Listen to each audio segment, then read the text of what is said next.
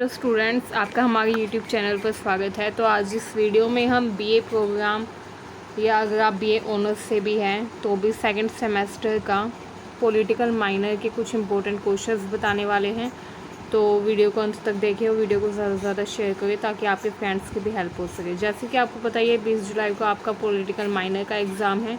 तो political minor के exam के लिए इस वीडियो में हम जानेंगे कुछ बहुत महत्वपूर्ण प्रश्न जो काफ़ी बार एग्ज़ाम में पूछे गए हैं एंड इस बार भी एग्ज़ाम में आने के काफ़ी चांसेस हैं। तो अगर आप ये क्वेश्चंस भी अच्छे से प्रिपेयर कर लेंगे तो काफ़ी हद तक ये चांस है कि आपका अच्छा एग्ज़ाम जाएगा। ठीक है, तो चलिए अब हम जानते हैं क्वेश्चंस। देखिए, मौलिक अधिकार सकारात्मक और नकारात्मक दोनों अधिकारों का मिश्रण है, समझाइए। यानी कि फंडामेंटल जो राइट्स हैं वो पॉजिटिव एंड नेगेटिव दोनों तरह के राइट्स का मिक्सचर है, ये बताना है इसमें। इनके आंसर्स अगर आपको चाहिए तो आप कमेंट बॉक्स में लिख दीजिएगा, तो हम इनके आंसर्स को भी वीडियो बना देंगे, या फिर अगर आपको इनके आंसर्स खुद से ढूंढने हो तो आप गूगल से भी ढूंढ सकते हैं। ठीक है, नेक्स्ट देखिए, देसी रियासतों के विलय संबंधी नीतियों का परीक्षण कीजिए। आपको पता ही है इंटीग्रेशन हुआ था प्रिंसली स्टेट्स का हमारी कंट्री में इंडिपेंडेंस के बाद, तो उसके लिए जो नीति अपनाई गई थी उसको बताना है। ठीक है, भारत में नए राज्यों के गठन की मांग का आधार क्या था? भारत में भाषा के आधार पर नए राज्यों की मांग करने वाले आंदोलनों का परीक्षण कीजिए। स्वतंत्रता के बाद बने नए राज्यों का उल्लेख करें। ये देखिए, वास्तविक कार्यपालिका के रूप में प्रधानमंत्री के कार्यों और शक्तियों का वर्णन करें। प्रधानमंत्री के कार्य और शक्तियाँ काफ़ी इंपॉर्टेंट हैं, तो आपको अच्छे से ये पता होना चाहिए, अच्छे से क्वेश्चन प्रिपेयर कर लीजिएगा। ठीक है, भारतीय संसदीय लोकतांत्रिक शासन प्रणाली में प्रधानमंत्री की भूमिका पर प्रकाश डालिए। इसमें प्रधानमंत्री की भूमिका बतानी है। ठीक है, प्रधानमंत्री और उनके मंत्रिमंडल के बीच के संबंधों पर टिप्पणी करो। यानी कि प्रधानमंत्री यानी कि प्राइम मिनिस्टर और जो कैबिनेट ऑफ मिनिस्टर है उनके बीच का रिलेशन बताना है। ठीक है,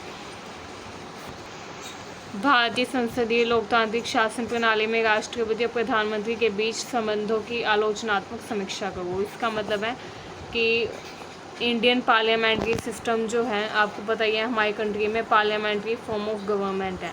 ठीक है, तो उसमें राष्ट्रपति और प्रधानमंत्री के बीच के संबंधों की आलोचनात्मक यानी कि क्रिटिकली समीक्षा करनी है। ठीक है, मतलब कि उनकी कुछ क्रिटिक्स लिखने होंगे इसमें आपको।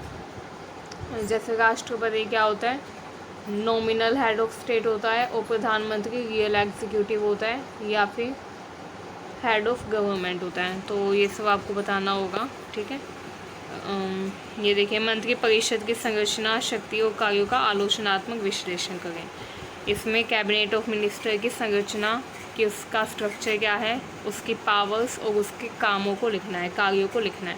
ठीक है, ये देखिए, पार्टी और संसद में प्रधानमंत्री की भूमिका का अध्ययन करें।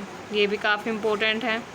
गठबंधन राजनीति के युग में प्रधानमंत्री की भूमिका पर एक निबंध लिखिए। इसमें प्रधानमंत्री की भूमिका लिखनी है। ठीक है, गठबंधन राजनीति में, गठबंधन राजनीति आपको पता ही होगा, जब एक पार्टी बहुमत हासिल नहीं कर पाती तो वो अन्य पार्टियों के साथ मिलकर गठबंधन बना लेती है, गठबंधन सरकार बना लेती है, विपक्ष में बैठ जाती है, और जो पार्टी जीत जाती है इलेक्शन उसके कार्यों पर नज़र रखती है और उसकी कमियों को संसद में अन्य लोगों के सामने लेकर आती है। ठीक है, संसदीय स्वरूप से आप क्या समझते हैं? संसद द्वारा कानून बनाने की प्रक्रिया बताएं। ये भी आपको पता ही होगा, आपने पढ़ भी रखा होगा कैसे बनाया जाता है संसद द्वारा कानून, काफ़ी इंपॉर्टेंट है। राज्यसभा की विशेष शक्तियों की चर्चा करें।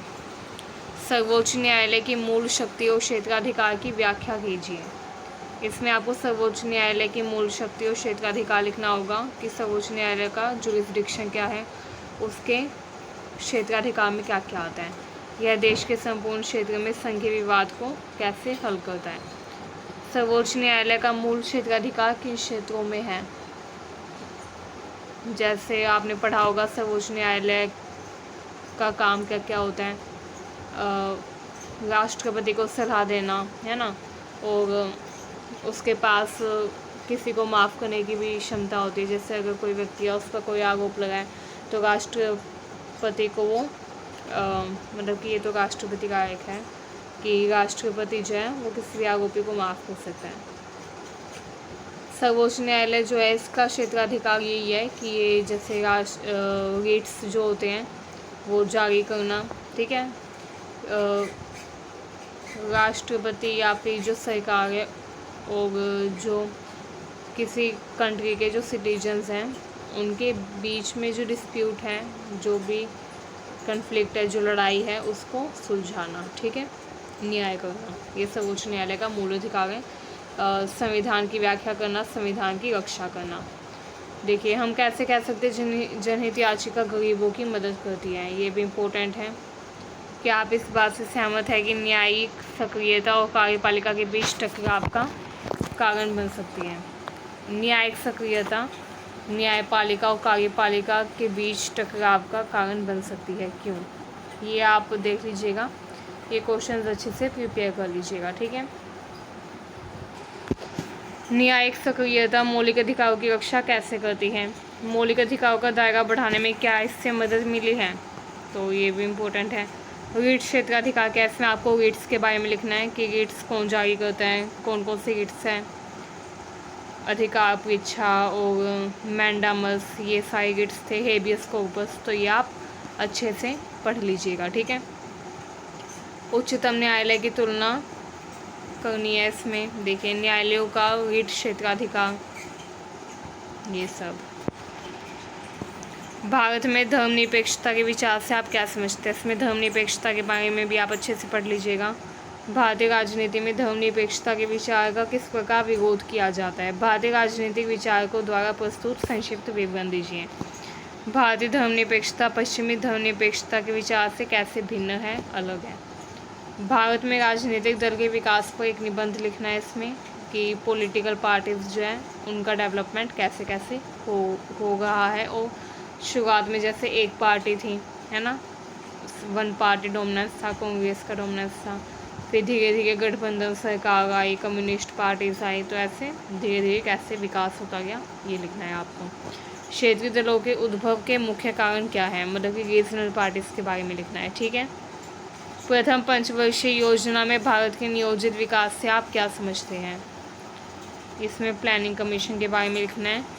योजना आयोग नीति आयोग में क्या अंतर है, ठीक है। नव उदारवादी नीतियाँ क्या है? इसने राज्य की भूमिका को कैसे बदला है? तो ये कुछ इंपॉर्टेंट क्वेश्चंस हैं। ये जो क्वेश्चंस हैं पॉलिटिकल साइंस माइनर के, काफ़ी इंपॉर्टेंट है ये सेकंड सेमेस्टर के स्टूडेंट्स के लिए। एग्ज़ाम में आने के काफ़ी चांसेस हैं इनके, ठीक है। ये देखिए जाति की संरचना सामाजिक परिप्रेक्ष्य के साथ राजनीतिक परिप्रेक्ष्य में कैसे होती है? जाति के बारे में लिखना है। जाति यानी कि कास्ट का स्ट्रक्चर क्या था? ये देखिए टिप्पणी करनी है। ये एक ABC जो है ये सीरियल नंबर लिखा हुआ है, ठीक है, तो कंफ्यूज नहीं होना आपको। देखिए पिछड़ी जातियों के लिए संवैधानिक सुरक्षा उपाय, रजनी कोठारी जाति, जाति और राजनीति के बीच में संबंध, उत्तर भारत में जाति राजनीति से वर्ग राजनीति तक, तो ये सब कुछ आपको डिफाइन करना होगा।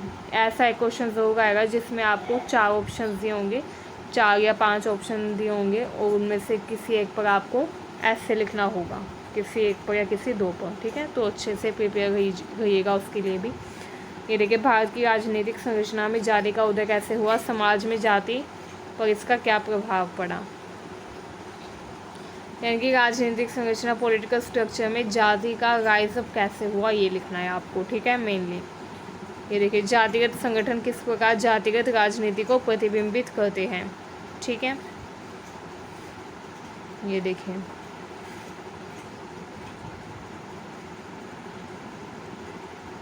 स्वतंत्रता पूर्व स्वतंत्रता के बाद के युग में कृषक वर्ग संरचना और इसमें हुए परिवर्तनों का आलोचनात्मक परीक्षण कीजिए। भारत में वर्ग संरचना का आलोचनात्मक परीक्षण करिए और प्रत्येक के लिए 2 विशेषताओं पर प्रकाश डालें। तो ये क्वेश्चन है कुछ। वर्ग संरचना का मतलब है class structure, middle class, high class, upper class, lower class, इन भागों में डिवाइड हो गया था हमारी कंट्री की जो पॉपुलेशन थी वो। तो इस बारे में लिखना है। वर्ग यानी कि क्लास की प्रकृति और निर्धारकों का वर्णन करें, मतलब कि नेचर ऑफ क्लास क्या है, ठीक है। इसके अलावा किस किस बेसिस पर ये डिटरमाइन किया जाता है, ये निर्धारित किया जाता है कि ये लोग अपर क्लास है या ये लोग लोअर क्लास है, किस बेसिस पर ये डिटरमाइन होता है। भारत में कार्य के रूप में वर्ग का आलोचनात्मक परीक्षण करना है, ठीक है। ये देखिए क्या आप इस बात से सहमत है कि भारत में श्रमिकों के संघर्ष में लगातार गिरावट आ गई है। टिप्पणी करिए। भारत में महिला आंदोलन के भविष्य पर एक संक्षिप्त टिप्पणी लिखनी है। इसमें भारत में पर्यावरणीय गिरावट पर संक्षिप्त टिप्पणी लिखे। उत्तर औपनिवेशिक भारत में किसान आंदोलनों की चर्चा करें। तो ये कुछ इंपॉर्टेंट क्वेश्चंस है, ठीक है। भारत में महिला आंदोलन के मुद्दों पर चर्चा करें। विकास पर्यावरण के लिए बड़ा खतरा बन गया है, क्या आप सहमत हैं। ये देखिए ये भी इम्पोर्टेंट है। भारत में 1991 में हुए आर्थिक सुधार के क्या कारण हैं। 1991 के बाद भारत की राजनीतिक अर्थव्यवस्था की व्याख्या करें। तो ये भी इम्पोर्टेंट है। समाजवाद क्या है। कल्याणकारी राज्य के रूप में भारत की संक्षेप में व्याख्या कीजिए। क्या 21वीं सदी में भारत एक विकासशील और कल्याणकारी राज्य है, चर्चा कीजिए। तो ये कुछ इंपॉर्टेंट क्वेश्चंस है, ठीक है। आप अच्छे से प्रिपेयर कर लीजिएगा क्वेश्चंस। ये देखिए चर्चा करें। मौलिक अधिकार निर्देशक सिद्धांत विरोधाभासी नहीं है बल्कि एक दूसरे के पूरक हैं। मतलब कि मौलिक अधिकारों और जो नीति निर्देशक तत्व हैं वो विरोधाभासी नहीं है एक दूसरे के, बल्कि एक दूसरे के पूरक है, ये बताना है। तो ये कुछ इंपॉर्टेंट क्वेश्चंस है, आप अच्छे से प्रिपेयर कर लीजिएगा, ठीक है। चलिए अब इंग्लिश मीडियम के क्वेश्चंस देख लेते हैं कुछ। ये देखिए ये इंग्लिश मीडियम के क्वेश्चंस है। फंडामेंटल राइट्स डायरेक्टिव प्रिंसिपल को डिस्कस करना है कि ये कॉन्ट्राडिक्टरी है या कॉम्प्लीमेंट्री है। Fundamental rights are blend of positive and negative rights, ये एक्सप्लेन करना है। ये देखिए ये आप क्वेश्चन देख लीजिएगा। What was basis of demand for formation of new states in India and princely state को मर्ज करने के लिए क्या पॉलिसी अपनाई, ये लिखना है। देखिए examine the movement in India demanding new states on basis of language, mention new states formed after independence, ठीक है। ये सब आपको इम्पोर्टेंट क्वेश्चंस है जो आपको एग्जाम में देखने को मिल सकते हैं, ठीक है। तो ये क्वेश्चंस आप अपने अच्छे से प्रिपेयर कर लीजिएगा। देखिए critically analyse the composition power and function of council of minister, comment on relationship between prime minister and his cabinet, highlight the role of Prime Minister in the Indian parliamentary democratic government system। ये देखिए ये कुछ important questions है, आप screenshot ले लीजिएगा इनका, ठीक है। तो ये क्वेश्चंस आप देख लीजिएगा, ठीक है। ये देखिए